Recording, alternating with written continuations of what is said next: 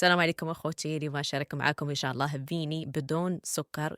كيجيب نكهة الكوك رائع لذيذ بزاف، وقتني كيدوب في الفم احسن من اللي كنشريو في الشارع.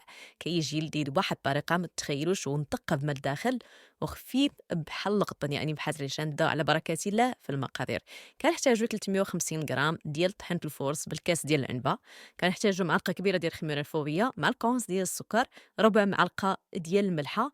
كنضيفوا كاس وربع ديال الحليب دافي بالكاس ديال العنبه، يعني يكون دافي. من بعد كنزيدوا ليه بيضه، خميره الحلويات عادل 8 غرام، وكنعجنوا بداك الكاس وربع ديال الحليب حتى كنتحصلوا على واحد العجينه اللي كتكون طريه خفيفه في الايد، ما نقصحوهاش البنات. كنعجنوها واحد 2 دقائق، من بعد كنجمعوها ونحطوها في هذا الاناء اللي مدهون بشويه ديال الزيت، وكنغطيو عليه كنخليوه يختمر من 20 دقيقه حتى ل 30 دقيقه على حسابيك الجو ديالكم، حتى يولي يضاعف الحجم ديالو على هذا الشكل.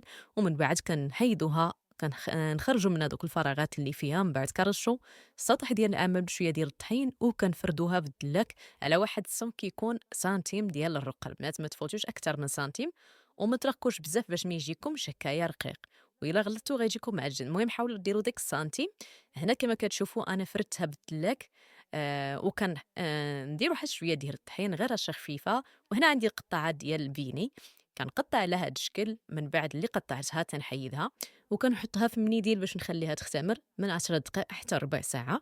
هنا البقايا ديال العجينه اللي بقات ليا عاودت جمعتها وقرصتها وخرجت منها، يعني عطاتني 20 حبه البنات ديال الفيني. هنا خليتها في المنيديل وخليتها تختمر ربع ساعه. خليت الزيت يسخن على مقله حتى سخن مزيان. بعد كنحطوا الفيني ديالنا وكنبقاو ندوروه هكايا بهذا العود ديال المطبخ. وضروري تحطوا عليه شويه ديال الزيت بالمعلقه من الفوق باش يتشبنج ويجي خفيف احسن من الشنجه. البنات كيجي اطري. هنا البنات انايا كندهنو بالمربى ديال الكونفيتير، وكنحط في الكوك. وغادي نصايب معكم وحده حتى بالسكر الا بغيتو تحضروها بالسكر. هذه ديال الكوك وهذه ديال السكر سنيده، ومن الاحسن تضيفوه بالكوك وجربوه وردوا عليا. الوصفه اللي بغيتي اختي بالتدقيق ما لقيتيهاش، ما فهمتيهاش مزيان، ان شاء الله غادي نحطها مع 8 ديال العشيه.